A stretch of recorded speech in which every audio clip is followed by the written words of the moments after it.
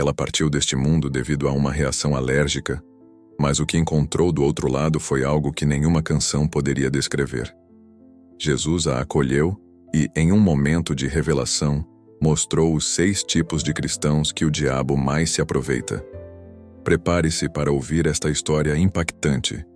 Meu nome é Elisa Cartman, tenho 41 anos e resido em Lyon, no encantador sudeste da França. Antes de tudo o que vivi, minha vida era bastante comum, ou pelo menos assim parecia para quem me observava de fora.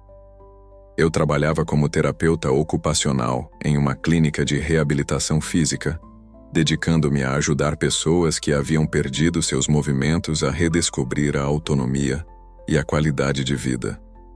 Era um trabalho bonito, até gratificante, mas também exaustivo. Muitas pessoas chegavam ali sem fé e sem esperança. Para ser sincera, eu mesma já começava a perder as minhas. Desde a adolescência, eu era cristã. Cresci em uma igreja tradicional, onde aprendi os fundamentos da fé.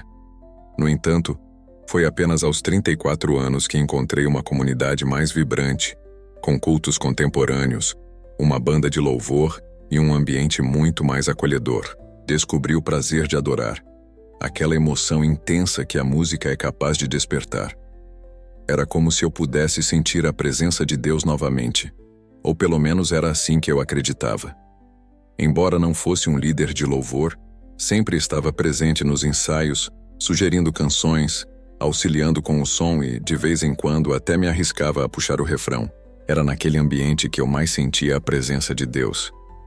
Quando a banda começava a tocar, as luzes se apagavam e o som preenchia o auditório. Era como se uma chama se acendesse dentro de mim. No entanto, por mais que eu sorrisse durante os cultos, havia um silêncio profundo dentro de mim que ninguém conseguia perceber.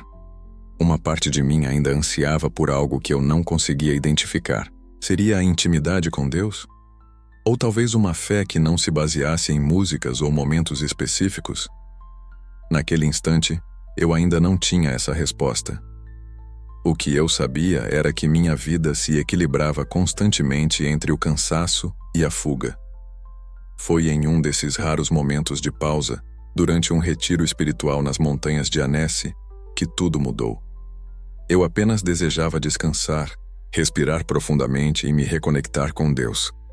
No entanto, ao invés de encontrar a paz que tanto buscava naquele fim de semana, deparei-me com a morte, e através dela, descobri algo muito maior. O retiro acontecia em um antigo mosteiro restaurado, envolto por montanhas majestosas cobertas de pinheiros e imerso em um profundo silêncio. A programação era simples, mas rica em significado. Devocionais pela manhã, trilhas leves à tarde e momentos de oração e louvor ao entardecer. Era o segundo dia do retiro, um sábado frio de março, que prometia ser especial. Naquela manhã, uma inquietude estranha me dominava, apesar do céu azul e da beleza ao meu redor. Havia algo dentro de mim que parecia estar fora de sintonia, como se meu corpo pressentisse algo que minha mente ainda não conseguia compreender. Durante o lanche, uma mesa repleta de delícias chamava a atenção. Bolos, chás e uma variedade de docinhos típicos da região. Foi então que me deparei com um quadradinho que parecia inofensivo, uma torta de chocolate com uma cobertura crocante que prometia ser irresistível. Sem suspeitar do que estava por vir, dei 2 mordidas. Mal sabia eu que aquele pequeno pedaço escondia amendoim. Em menos de 5 minutos, comecei a sentir minha garganta se fechar, e a situação tomou um rumo inesperado. Eu já havia enfrentado alergias antes, mas nada se comparava àquela experiência. Meu corpo entrou em um estado de pânico absoluto. Comecei a suar, perdi o controle dos meus movimentos e, em um instante, desabei no chão da capela, onde todos se reuniam para cantar.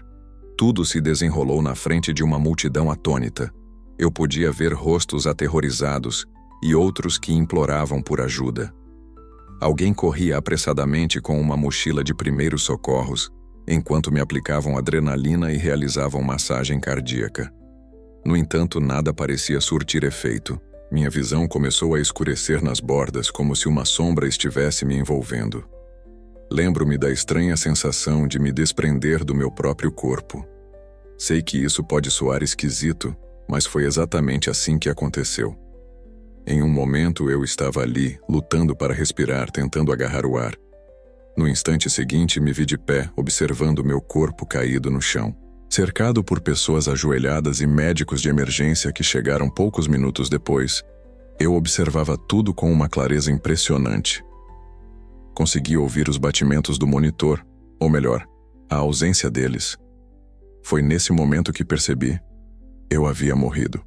Essa constatação não me trouxe desespero, ao contrário, veio acompanhada de uma paz tão profunda que eu mal conseguia explicar. Não havia medo, apenas um silêncio profundo, distinto do vazio que eu sentia em vida. Era um silêncio que carregava uma presença, e foi nesse espaço sereno que ele apareceu. Não foi como nas pinturas ou nas descrições exageradas que costumamos ouvir. Jesus não apareceu cercado por explosões ou trombetas. Ele simplesmente estava ali, como se sempre tivesse estado. Nossos olhares se cruzaram, e naquele instante tudo fez sentido. E naquele olhar havia tudo: amor, verdade, santidade e algo mais. Algo que me desafiava sem precisar pronunciar uma única palavra. Eu sabia que aquele encontro não era apenas uma recepção, era um chamado. Ele se dirigiu a mim com ternura, mas suas palavras carregavam um peso que atravessava qualquer desculpa. Naquele instante, tudo o que eu acreditava saber sobre adoração, sobre louvor e sobre a música que tanto defendia começou a desmoronar. E isso era apenas o começo. Não consigo explicar com precisão como fui transportada daquele lugar, onde meu corpo já se entregava ao chão, para onde me encontrei em seguida. Não ouvi o som de um túnel, nem vislumbrei uma luz no fim dele. Foi como se eu tivesse atravessado uma cortina invisível, e do outro lado havia um novo tipo de existência, uma realidade mais intensa do que qualquer coisa que já havia vivido. Tudo ao meu redor pulsava com vida. A atmosfera vibrava com som e luz ao mesmo tempo.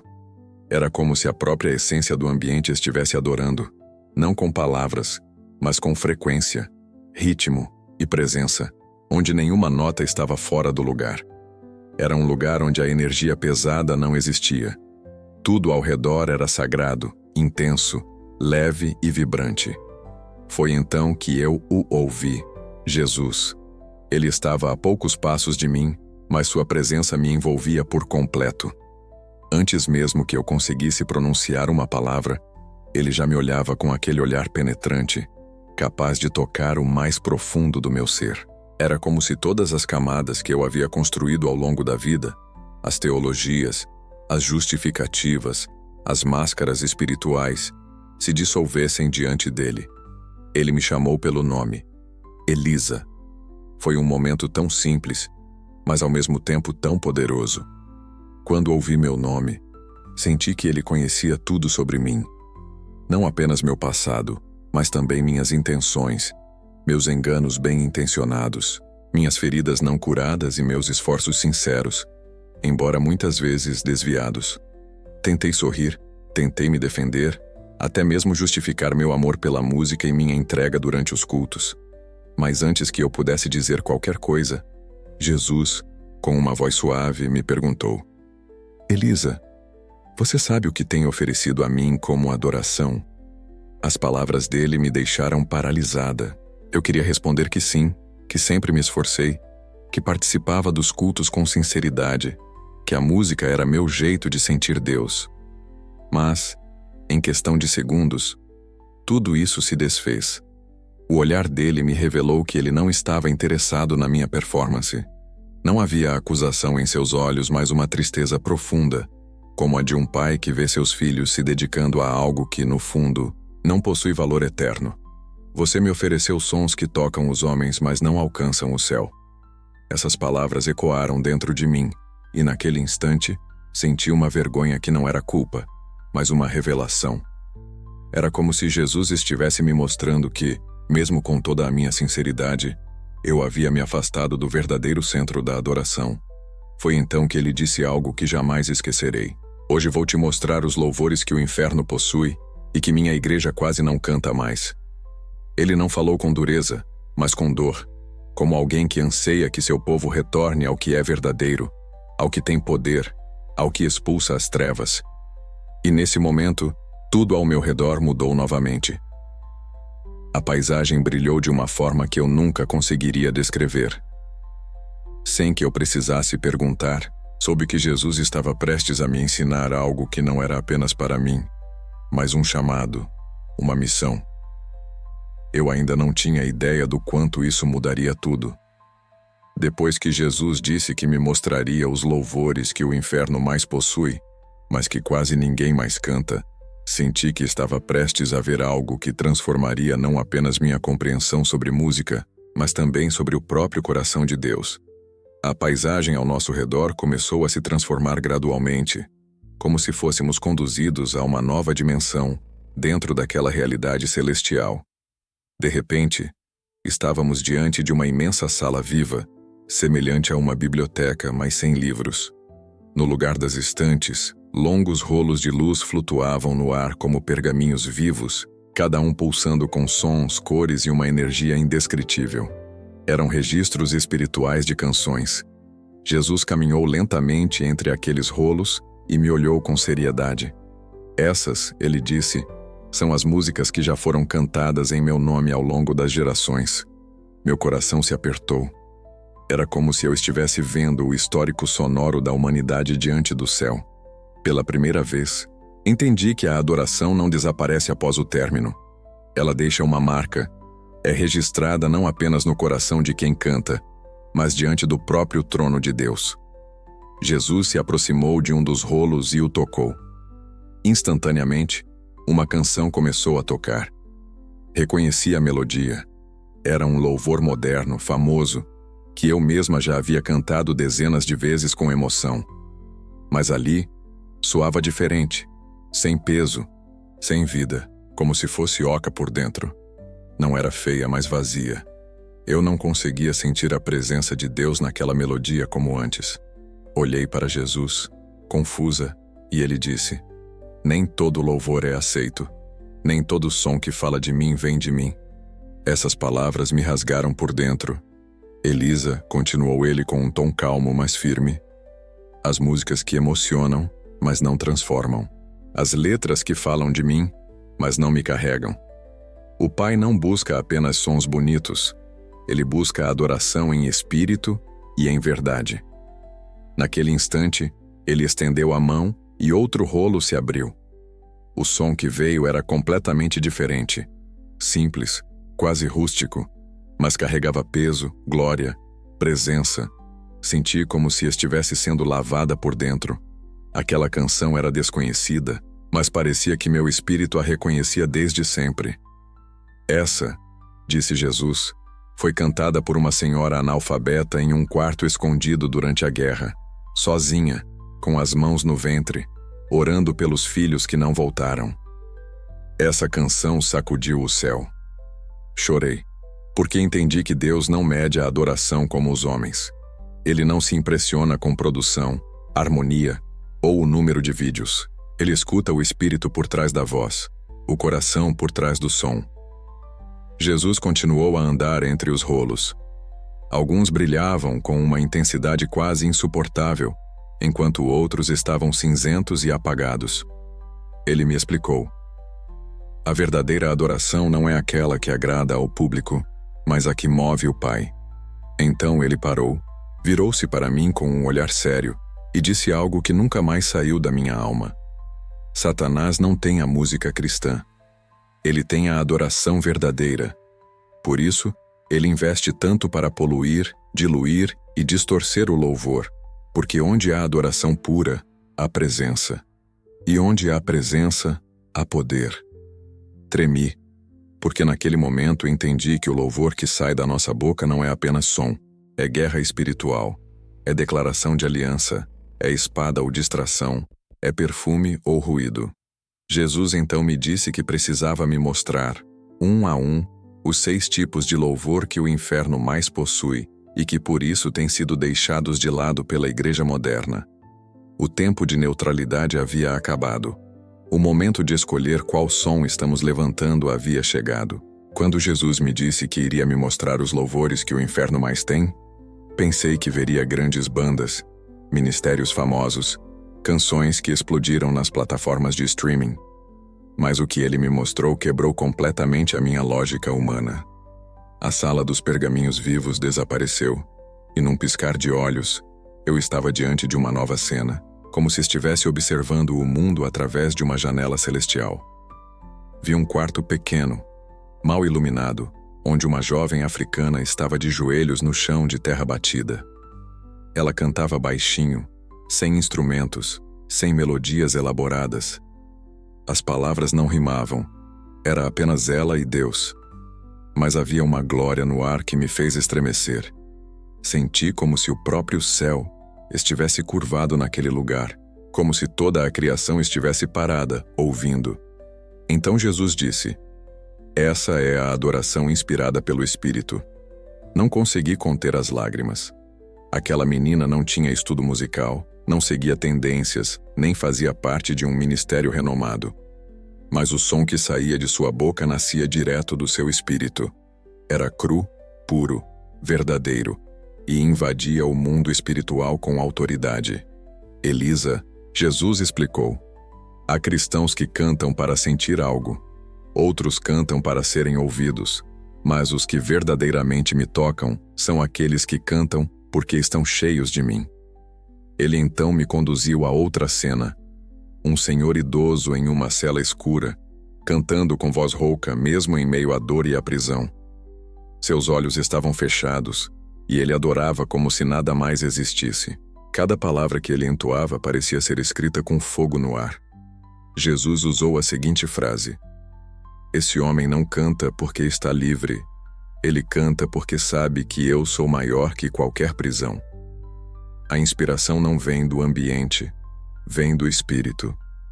Jesus me levou então a um culto em uma igreja simples no interior da América do Sul. Um grupo cantava uma música que eu jamais havia ouvido. Não era comercial nem técnica, mas havia tanta unção naquele lugar que era como se os anjos cantassem junto. Perceba, Jesus disse, não é o arranjo, não é a voz, é a origem.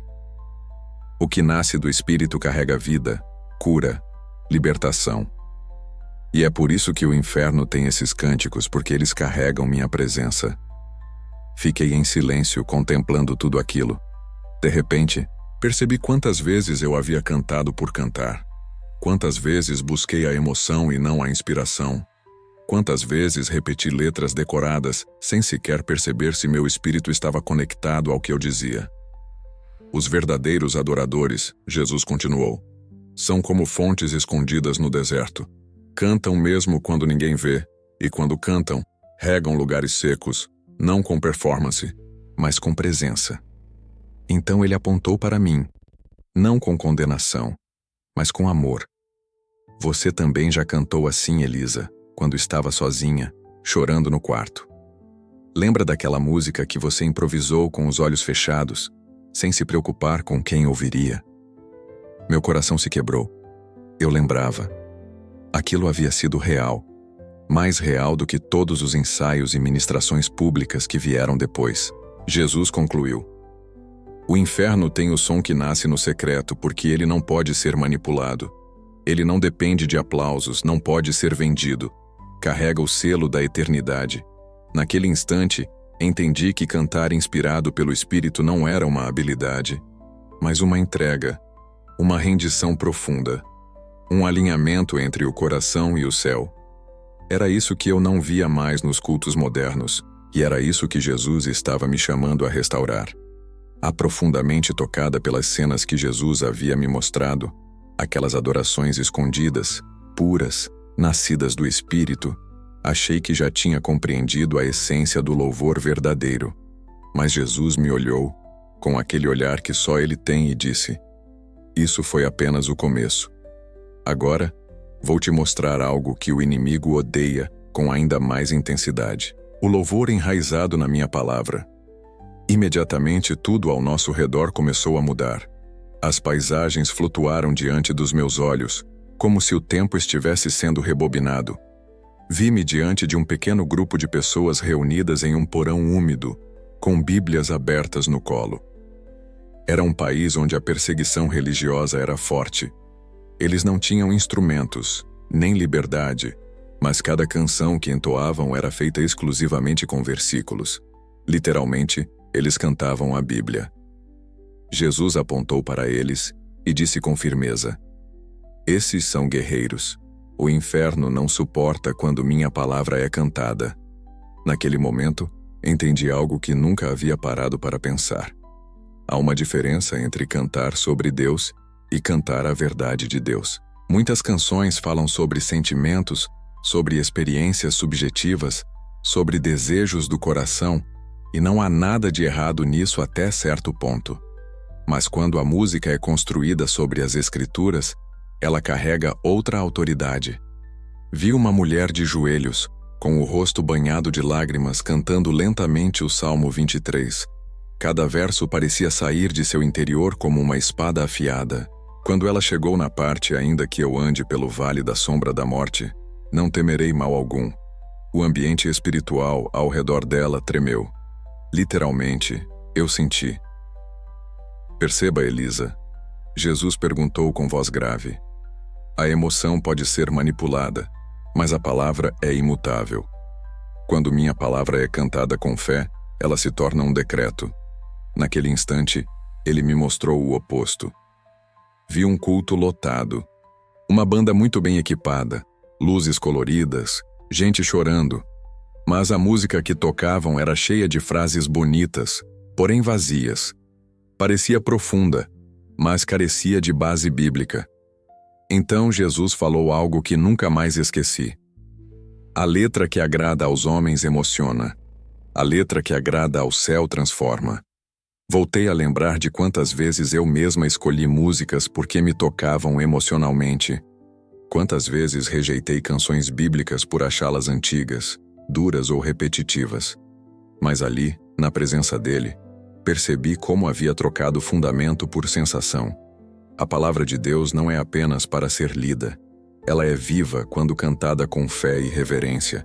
Ela abre céus, desfaz cadeias, cura feridas e destrona mentiras. Jesus então me levou a uma sala de crianças. Isso partiu meu coração.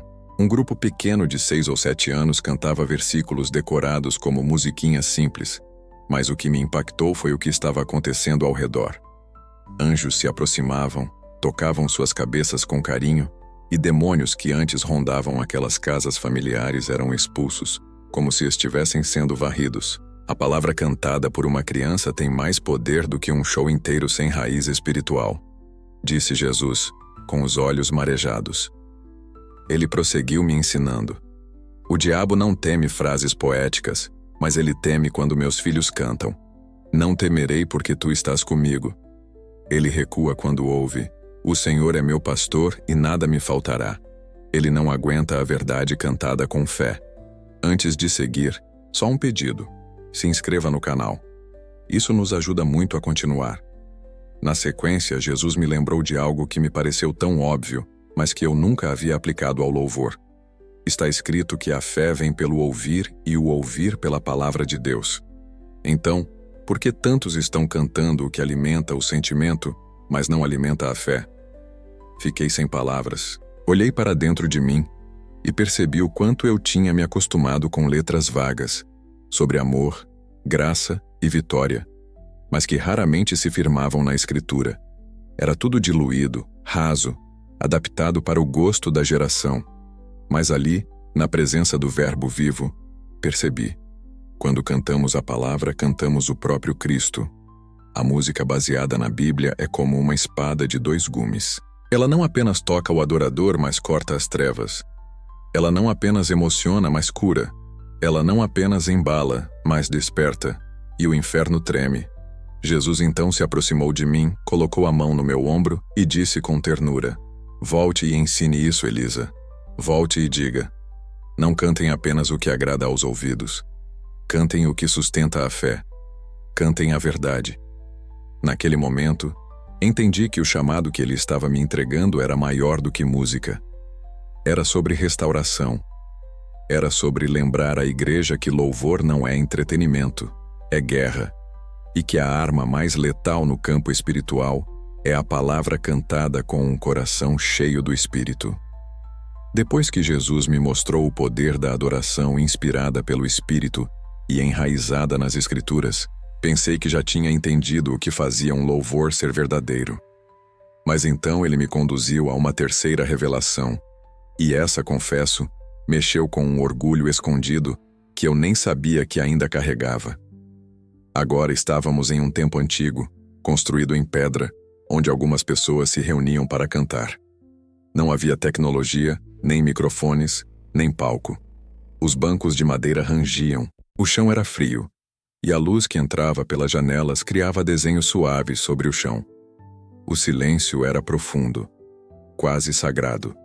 Então, sem ensaio, sem introdução, eles começaram a cantar.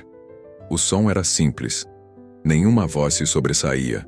Não havia harmonias complexas. Mas o que enchia aquele ambiente era algo que eu não conseguia nomear de imediato. Até Jesus sussurrar. Reverência. Aquela palavra atravessou meu peito como um raio silencioso. Reverência. Algo que eu já não via nos cultos modernos. Algo que, se eu fosse sincera comigo mesma, já não existia nem dentro de mim quando eu cantava. Percebi ali, com lágrimas nos olhos, que muitas vezes eu havia confundido entusiasmo com adoração e reverência com liberdade. Jesus então me explicou. O inferno teme o cristão que canta com temor no coração, porque quem canta com reverência está consciente de quem eu sou. Ele me levou a outra visão, uma grande igreja lotada, com luzes vibrantes, tela de LED, fumaça no palco e uma banda afinadíssima. As pessoas pulavam, gritavam, levantavam as mãos com entusiasmo. Mas quando olhei com olhos espirituais, percebi que a verdadeira adoração estava faltando. Percebi que estava diante de um espetáculo, mas não havia temor, nem a consciência da santidade de Deus. Jesus, com tristeza nos olhos, me disse: eles cantam sobre mim, como se eu fosse apenas mais um entre eles. Meu coração afundou ao refletir sobre quantas vezes eu mesma escolhi músicas baseadas no que animava a congregação, no que empolgava e levantava o ambiente, em vez de focar no que realmente revelava a majestade de Deus. Então, Jesus me conduziu a uma passagem bíblica que parecia estar escrita no ar. Sirvam ao Senhor com temor e alegrem-se com tremor. Ele olhou nos meus olhos e disse: a verdadeira alegria na adoração nasce da reverência. Quando você sabe diante de quem está, tudo muda. A voz, a postura, a intenção. Naquele instante, me vi joelhada, incapaz de ficar de pé diante dele. Percebi que esse era o problema. Nos acostumamos demais com a presença de Deus, perdemos o espanto, o sagrado.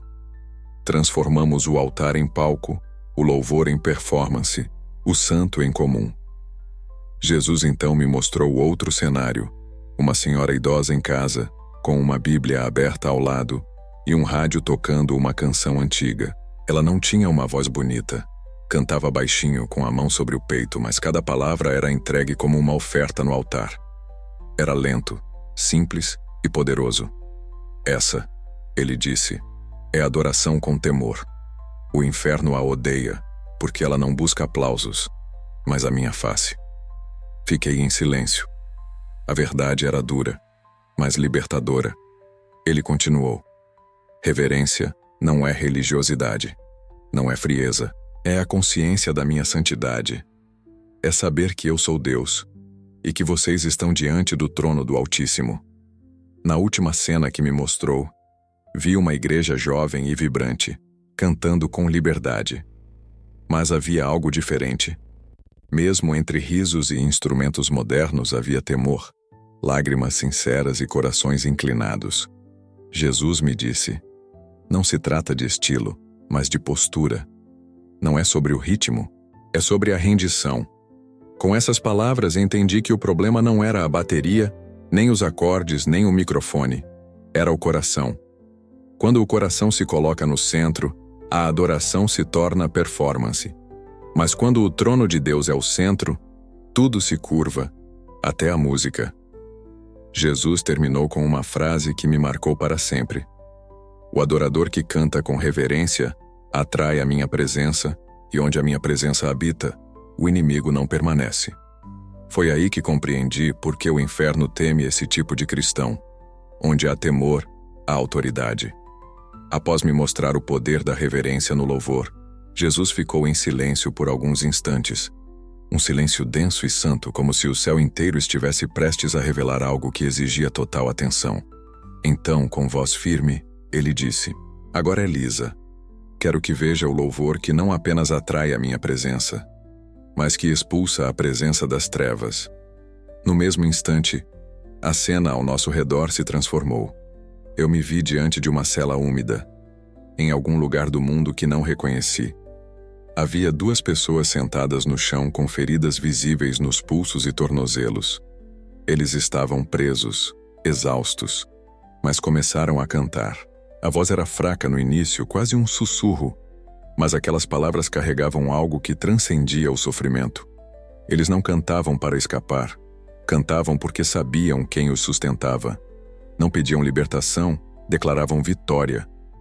À medida que cantavam, o ambiente espiritual começou a estremecer, como se aquela prisão não pudesse mais conter a glória que se formava naquele lugar. "Eles estão lutando, Elisa", disse Jesus, "não com armas, mas com adoração." Fiquei paralisada. Nunca tinha visto um louvor daquele tipo. Não era bonito, não era suave. Era um grito espiritual, revestido de fé. Cada nota parecia atingir o invisível como uma flecha certeira. Então percebi. Eles estavam vencendo batalhas que ninguém podia ver.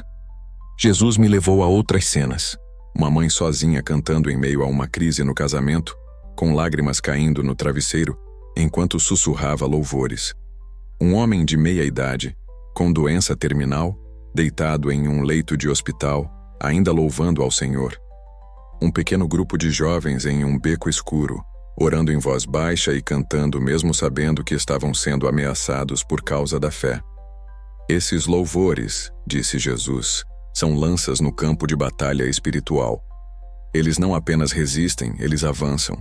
Entendi então que há canções que curam, canções que confortam, mas também há canções que lutam. A adoração como guerra, explicou Jesus, não é sobre gritar mais alto, mas sobre cantar com autoridade espiritual. É quando o adorador não canta para si, mas contra as trevas. Lembrei-me de quantas vezes participei de cultos animados, onde se falava sobre vitória, conquista e rompimento, mas tudo soava mais como jargão do que convicção. Era apenas entusiasmo sem direção, emoção sem discernimento. Mas ali, vendo aquelas pessoas reais em cenários reais, percebi o que Jesus queria dizer. O verdadeiro louvor de guerra nasce da dependência total de Deus, sustentado pela palavra e pela fé, não por emoções ou fórmulas. Jesus então me levou à Bíblia. Sem precisar abrir as Escrituras, elas simplesmente surgiram como luz diante de nós. Perto da meia-noite, Paulo e Silas oravam e cantavam hinos a Deus, e os outros presos os escutavam. De repente sobreveio um tão grande terremoto. Não foi o volume, disse Jesus. Foi o espírito com que cantaram. A adoração deles abriu as celas. O inimigo não suportou, porque onde há louvor verdadeiro, há intervenção divina. Então ele me olhou, mais sério que antes. O inferno teme esse tipo de cristão, Elisa. Aquele que mesmo ferido canta, aquele que mesmo chorando declara quem eu sou. Porque cada nota entoada em fé durante a batalha abre brechas no reino das trevas. Fiquei ali, em silêncio, digerindo tudo aquilo. Lembrei-me de quantas vezes em minha vida escolhi me calar nos momentos difíceis. Quantas vezes achei que não era hora de cantar, porque o cenário era pesado demais. E entendi, essas eram justamente as melhores horas para louvar. Jesus concluiu: ensine isso ao meu povo. Ensine-os a cantar no vale, e não apenas no monte. Ensine-os a usar o louvor como espada, não apenas como melodia. E naquele instante compreendi: louvar é resistência, louvar é combate, louvar é sobrevivência. Foi por isso que Satanás odeia tanto quando alguém continua adorando, mesmo quando tudo ao seu redor diz que já acabou. Porque naquele tipo de adoração existe um poder que nenhum demônio pode suportar. Após me mostrar o poder explosivo do louvor como guerra espiritual, Jesus permaneceu em silêncio por alguns segundos. Seus olhos estavam fixos em mim, como se sondassem os lugares mais escondidos do meu coração. Eu sabia que o que ele diria a seguir não seria fácil de ouvir, mas seria necessário. Agora, Elisa, disse ele com voz firme, porém carregada de amor, preciso te mostrar o tipo de louvor que mais tem sido imitado, mas raramente tem sido verdadeiro. Antes mesmo da nova visão se formar ao nosso redor, meu coração já doía, como se soubesse onde ele estava prestes a tocar. A imagem que surgiu foi de um grande palco em uma conferência cristã. Luzes intensas, telas gigantes, e no centro, uma cantora talentosa, segurando o microfone como se fosse um troféu. Sua voz era impecável, a música cativante, e o público rendido. Pessoas levantavam as mãos, algumas choravam, mas algo me incomodava. Eu olhava, e não sentia a presença de Deus. Então Jesus disse: "Ela está cantando sobre mim, mas não está cantando para mim." Aquelas palavras cortaram minha alma. "Esse é o som que agrada o ego", continuou ele, "mas não toca o céu." A próxima cena me atingiu ainda mais profundamente. Era uma gravação de culto de um dos quais eu mesma havia participado anos atrás. Lá estava eu, com o microfone na mão, liderando o louvor, meu rosto sorrindo, minha voz em harmonia com a banda. Tudo parecia certo, mas ao olhar com os olhos de agora, percebi que muito do que fiz naquele dia não era para Deus. Era para as pessoas, para ser elogiada, para me sentir usada, para não errar, para impressionar. Minhas pernas enfraqueceram. Jesus se aproximou e, com extrema compaixão, falou algo que expôs. Quando você canta pensando em como será recebida, você já recebeu sua recompensa. Ele então me mostrou outro grupo, um casal com filhos pequenos em casa. A esposa cantava baixinho enquanto lavava a louça, e o marido segurava um bebê no colo. Eles cantavam um hino antigo. Não havia plateia, não havia beleza estética, mas havia algo poderoso: intimidade. "Esses estão cantando para mim", disse Jesus, com os olhos brilhando. "Não esperam aplausos, não esperam visibilidade. Eles só querem a minha presença." Vi então pessoas anônimas em pequenas igrejas, cantando em hospitais, em casas simples, às vezes desafinadas, às vezes esquecendo a letra, mas cantando com todo o coração voltado para o trono de Deus. E percebi. Aquele era o som que subia como um perfume agradável. "O inferno", continuou Jesus, "não teme música bonita. Teme o louvor que sobe como incenso. Porque esse louvor não é humano, é espiritual." A próxima revelação foi ainda mais dolorosa. Jesus me mostrou como, em muitas igrejas, o louvor se tornou uma vitrine. Ministrar virou sinônimo de performar. As pessoas aplaudiam os cantores como se fossem artistas. E no fim, o culto terminava, e ninguém lembrava o nome de Deus, mas todos lembravam o nome do vocalista. "Elisa", ele me disse, olhando profundamente em minha alma, "o coração do adorador não deve desejar ser reconhecido, mas tornar o Pai conhecido." Fiquei sem palavras, porque ali, diante dele, via como meu coração havia se misturado. Vi as vezes que me preocupei mais com a tonalidade do que com a verdade, as vezes em que pensei mais em acertar a nota do que em quebrar o orgulho. Então, com amor, mas sem rodeios, ele falou: "A adoração verdadeira me entrega a glória. A performance rouba." Ele me levou por fim a uma última cena. Uma multidão cantando em uníssono. Uma canção simples, repetitiva, sem técnica, mas com lágrimas sinceras. E vi acima deles como se fosse uma fumaça dourada subindo direto para o céu. Era aceito, era recebido. E eu entendi. Cantar para Deus é cantar sem segundas intenções, sem disputa, sem comparação, sem espetáculo. É cantar para um único espectador, o próprio Senhor. Jesus concluiu: "Esse tipo de adorador, o inferno não consegue manipular. Porque ele não canta para agradar os homens nem para alimentar a si mesmo. Ele canta porque me ama. E ali, com o rosto em terra, sem conseguir pronunciar nada, só conseguia pensar em uma única coisa: eu quero voltar a cantar assim, só assim. Eu já havia visto tanta coisa naquela jornada, e a cada revelação, uma parte de mim era transformada, confrontada e curada. Mas Jesus me disse que havia um último tipo de louvor que o inferno teme, e que por isso é um dos mais combatidos em nossos dias. Elisa, ele disse com seriedade, agora vou te mostrar o que acontece quando um cristão decide cantar com santidade, separado do mundo sem mistura. Naquele instante fomos transportados para um lugar escuro. Não era um lugar de trevas como o inferno, mas uma espécie de limbo espiritual. Vi milhares de vozes ecoando, músicas conhecidas, letras com o nome de Jesus, mas algo estava errado. O som parecia pesado, confuso, como se houvesse algo contaminando a melodia. Jesus apontou e disse: essa é a mistura. Canções que nasceram com propósito santo, mas foram moldadas pela cultura deste mundo. Copiaram a forma, herdaram os ruídos e esqueceram da essência. Meu coração se apertou. Entendi o que ele queria dizer. Era como se a igreja estivesse tentando atrair o mundo imitando o mundo, achando que isso purificava o som. Mas o céu não reconhecia aquelas notas. Eram ecos distorcidos, ruídos com perfume espiritual, mas sem raízes sagradas. A santidade não é um som, disse Jesus, é um espírito. É a decisão de separar aquilo que é meu de tudo que é comum. Vi então a imagem de jovens músicos compondo louvores em estúdios que, horas antes, tinham sido usados para produzir músicas seculares explícitas.